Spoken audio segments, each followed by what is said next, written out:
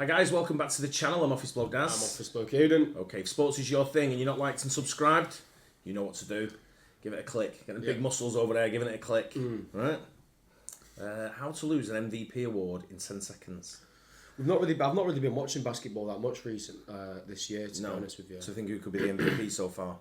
No, it's I've not watched much of it neither. It's to know what it was that someone did. Yeah, well, I think it could be. This is Jxmyhighroller. Great basketball. It's our go-to basketball channel, really, isn't it? It's very soothing on the ears. He is, and probably learn more from this guy than probably I do when watching it. To be fair, that's true. Yeah. How to lose an MVP award in 10 seconds? I don't know. MVP is one of them where, you know, we have it sort of like in the sports we watch over here. We get it where they'll say such and such is the most valuable player. We don't do an MVP award. But we do like player of the season sort of like awards, don't they? And the best player and the most valuable player is different for us, isn't it? Well, you get team of the season or team of the year. What did they call it? Team of the year or team of the season? Team of the year. Team of the year. And I don't think Kevin De Bruyne featured in it up till recently. Yeah. And yet he's been the best player for many, many years. And there's certain players, Rodri, for example, doesn't get in the teams. And I don't know why. Because Aguero never got in the team, and that's what I'm saying about MVP. I don't know who votes for MVP. Is it other players and coaches, or is it the press? I don't know. Or the sponsor? I don't know. You have to let us know. I'm not sure how it works for the MVP. But when you say they're just taking valuable player as the best player, though, aren't they? That's who it should be. The most valuable player should be the best player, in my opinion. No, really, because if you're like 38, are you even valuable anymore? Because you're going to retire soon. No, not most valuable money-wise. Most valuable to your team. Yeah, but I always see it valuable as No, I'm not talking about value, and it's not monetary. It's not most valuable player monetary. It's most valuable to the team. Okay. And that should be your best player. Yeah. Who's whether statistics or prove that point, or whether it's something where you say just look what he does. Because a lot of team sports, especially when you're talking NBA, it's not always what you do with the ball. It's what you do without the ball. Your movement, your blocking, your defense, everything that goes with it. It's not just about having the ball and shooting. But someone might put 30 points in, but you've done everything else on the team. Yeah. And that's what makes you the most valuable. Then is it what you're doing off the ball as a contributor to the team.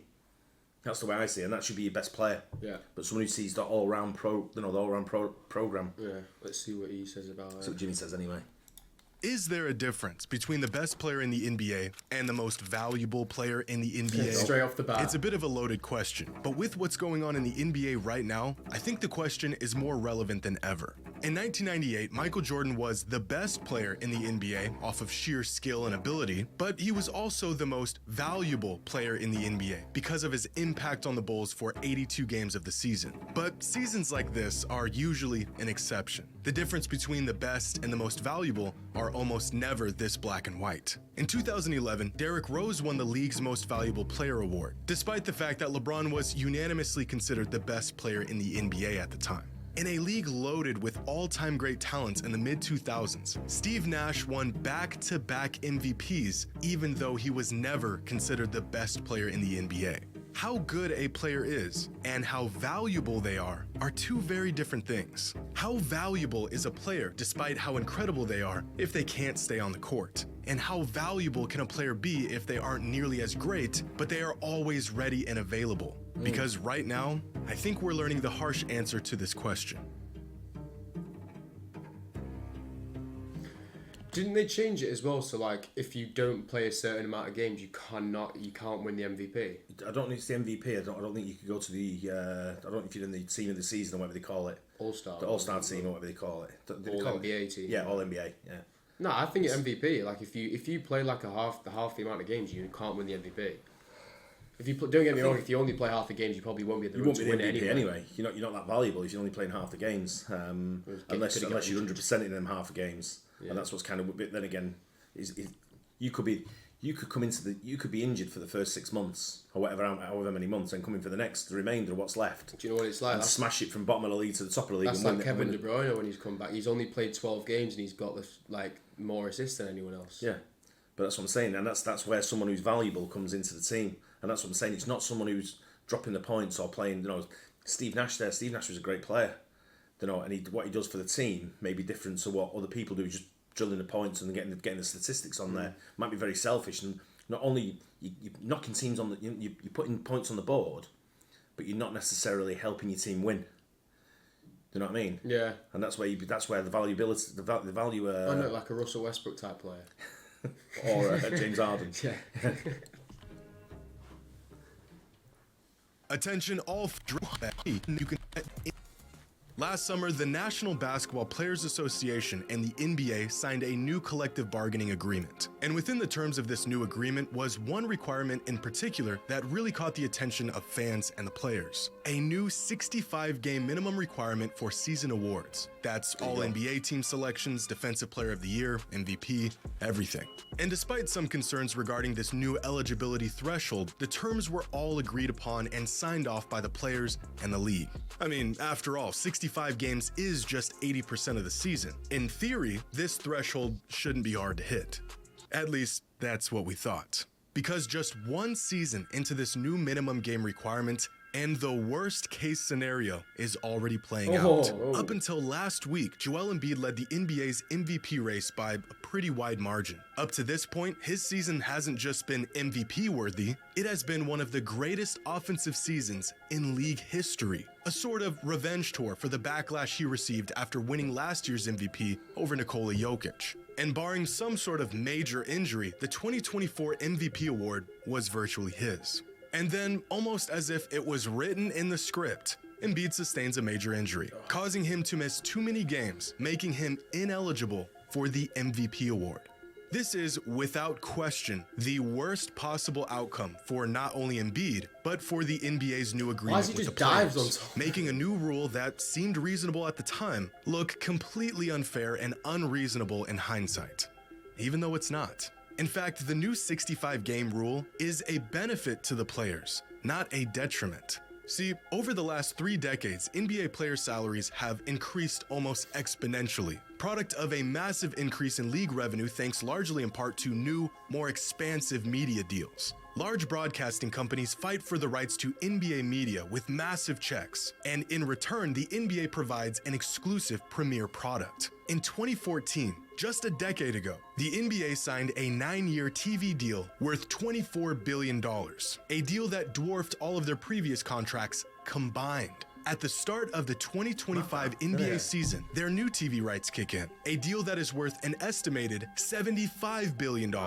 And what would a healthy business transaction be without some guarantees and stipulations? The networks and entities picking up these contracts want certainty that once this deal kicks in, they are investing in a healthy, growing product, a deal that benefits everyone. According to hoopshype.com, the median NBA salary over just the past 5 years has increased from $2.5 million to $4 million.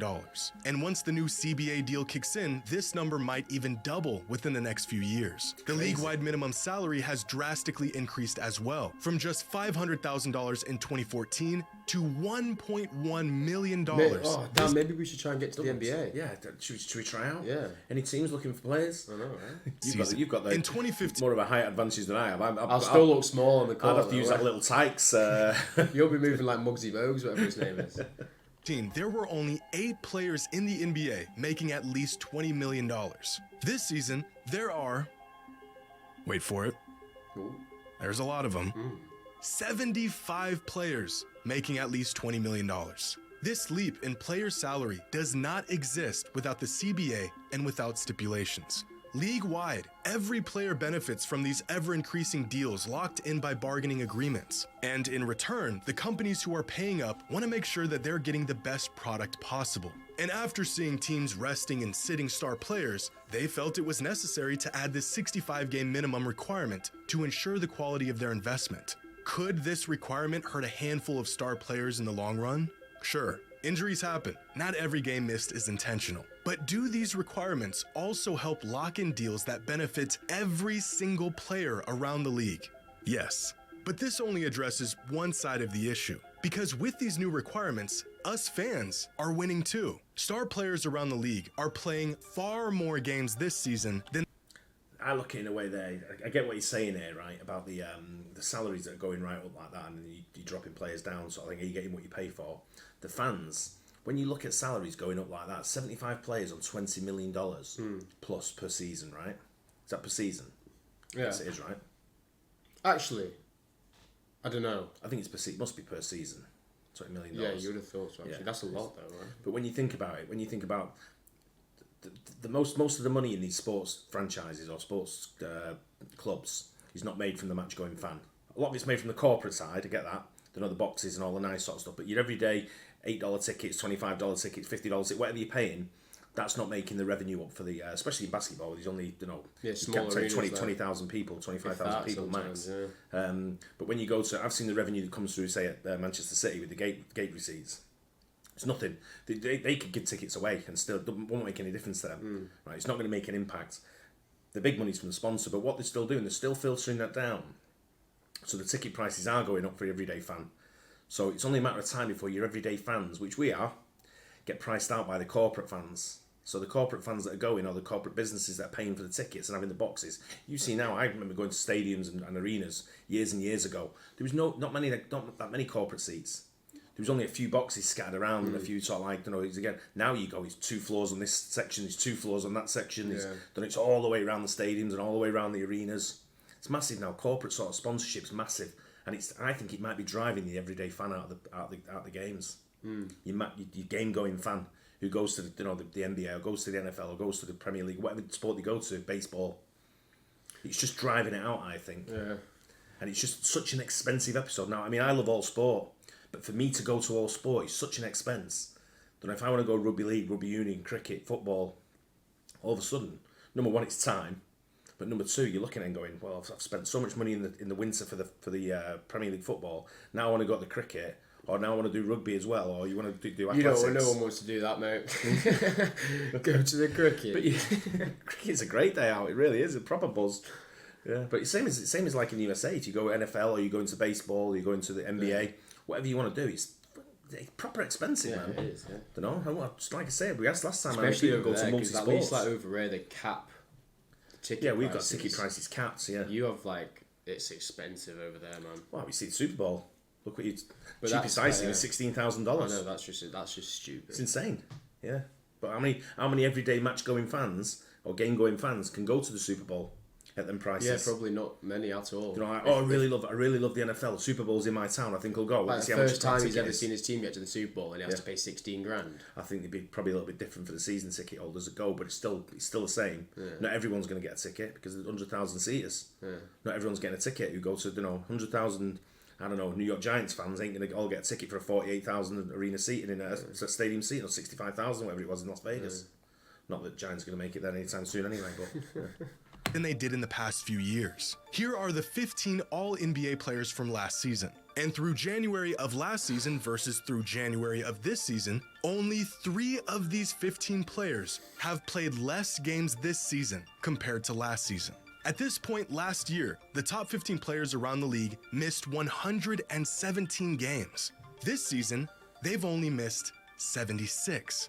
That's a decrease of nearly 55% of games missed. But even players who won't really be negatively affected by this new 65-game minimum are on the court far more often since this new rule kicked in. If we take a look at the top 50 players around the league in the 2022-2023 season, according to Box Plus Minus, essentially the league's 50 premier players, then here are those players and the number of games they missed through January of last season: 595. This season, in the first year of this new league-wide game minimum requirement, and those same exact 50 players have missed just 406 games. That is a decrease of nearly 45% of games missed from the league's 50 premier players. Now, 50 players across half an NBA season is not a small sample size. Is it a coincidence that all of these players are collectively playing nearly 50% more often than they were just last season? Probably not. But I think we're overlooking. Wonder how many injuries sort of like taken into consideration there. Might have been injured last season, playing this season. I think that another reason is like all the fans that are going to like watch their favourite player, and then next thing you know, he's just not playing. Yeah, I mean, I know NBA's an international sport. It's watched all over the world. I mean, I know people travel to the USA to go and watch the NBA. For me personally, when we went to the USA, we made sure that our trip was made around some sports that we wanted to go and see. We chose the area we were going to and said, right, let's go and watch a game. Okay, it might not have been the most elite game to go and watch, but it was a game we took in, or a couple of games. But when you go, you can kind of tie in. So if I go to San Francisco, for example, and want to watch the NBA, then I want to see Steph Curry for Golden State Warriors. I don't want to go and see Steph Curry sat on the bench watching Draymond Green just push everyone about. Yeah, exactly, fouling people. I don't want to see that. But you want to, wherever you go, you want to see that superstar. And it's the same when people come to the UK. They come and watch, say, Manchester City. They want to see Erling Haaland. Yeah, I know. Or they want to see Kevin De Bruyne. They don't want to see, the left back who does me Aidan Sergio Gomez. Gomez. No one wants to see Sergio Gomez. Sort of thing. Pony. Even the parents don't want to see them. They come to watch. They just got a free ticket off him and come to watch the superstars. Do you know what I mean?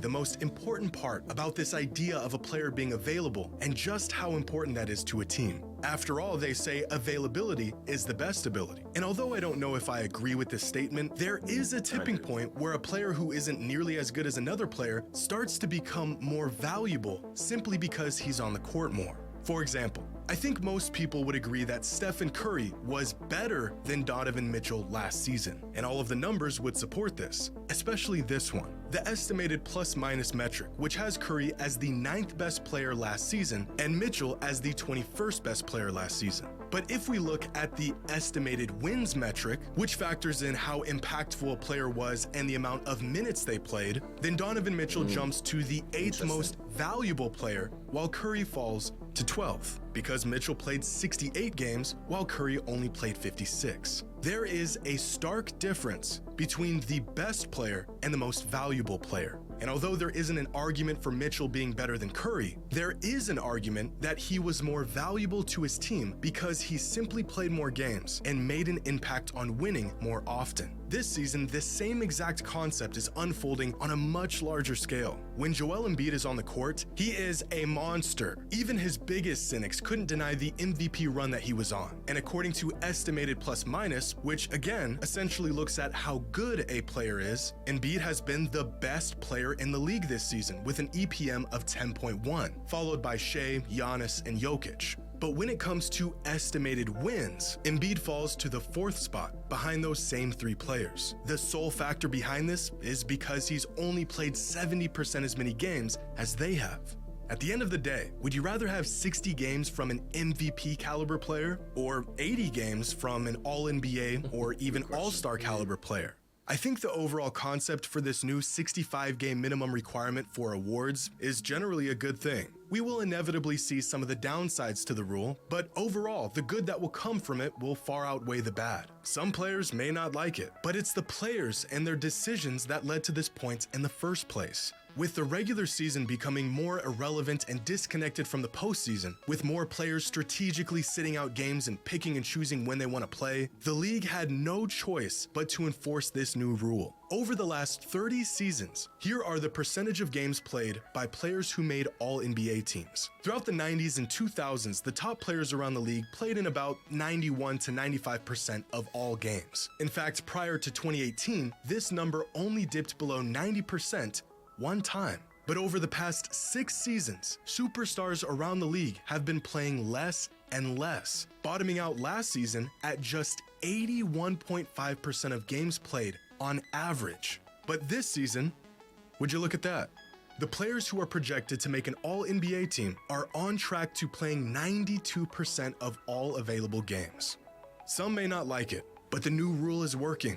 I think playing 80% of the season is a reasonable standard for the best players in the world. And if a player can't hit that standard, he's either not as valuable as the players who did, or he had the misfortune of sustaining an injury, which has and will always be a huge unknown factor in sports. But still, even after all this, it seems like fans are torn on this minimum game requirement. So what do y'all think? Is the rule too strict? Should there even be a minimum game requirement for season awards at all? Should they make exceptions to this rule for circumstances like Embiid's? What will be the lasting effects of this new eligibility requirement? Let me know your thoughts in the comments below. And as always, until next time. Pay for play. That 92 will be 100% like that. Yeah. Right? Yeah. It's, Literally. I don't know. Like I say, it's, the only problem you've got there is, well, if they're not playing as many games, what did it go down to? I can't remember what it dropped to the percentage wise when it was the lowest, when it said it peaked down. 82%. It was 82%. I know it was the lower 80s, wasn't it? Yeah. But when you look at that, you're prolonging your career, which, when you're prolonging your career, what chances, people like LeBron, for example. LeBron's probably a bad example to use because he's probably, if not the greatest, one of the greatest that's ever played. But it stops other people coming into the team. kind of limits other people's opportunities to get into the squads and into the teams and so on to come through to the NBA, and they're prolonging it because they know they're going to be on mega money for the next 10, 15 like, years. You're keeping the superstars who they are. You're not giving like other people to become correct. Yeah, that season. but you've got, I mean, if you're a mega star, you're going to shine no matter what, pretty much. You're going to come through, but them average players that come through that you still need on every team probably won't get that same opportunity to go into these bigger teams. And into the big to reach for stardom if you want. I mean, I know once you've made the NBA, you're there already. You've made it to the NBA. You're an elite, athlete. But I just think if when it's that kind of money, if you're prolonging it, even if it's only by an extra year or an extra 2 years, it's $40 million. Yeah, it's a lot of money. Just by saying I'm going to miss 20% of the season this year or 30%, because that means I can play an additional 2 years going forward. What you're saying there is kind of like what Tyler Lockett does in the NFL. He's like a wide receiver for the Seahawks. Probably knew that though. And like when he's a wide receiver, when he gets the ball, he doesn't take a hit. He just goes down to prolong his career. Injuries. So he doesn't get hit. Yeah. It's the way it's going now because you can monitor everything now in sports. It's all when you look at it now, everything's monitored. The distance you run, how many times you get hit, what impact you have when you get hit. Everything's measured. And all it's done is some analyst is sitting there going, take away 2 of them, gives you 2 more years. Yeah. And that's what they're doing. It's big money. It's all about money at the end of the day. Good though, enjoyed that. I did as well. It's always a great video watching Jxmyhighroller. He goes into so much depth compared to what the actual title is. You know what I mean? You don't know what you're gonna get a lot of the time. His stats that he shows is just a great channel. Yeah. It's a proper go-to channel. Puts it all together. Really. He does, yeah. Hope you guys enjoyed it as well. Don't forget to like and subscribe. We'll see you on the next one. Cheers. Cheers.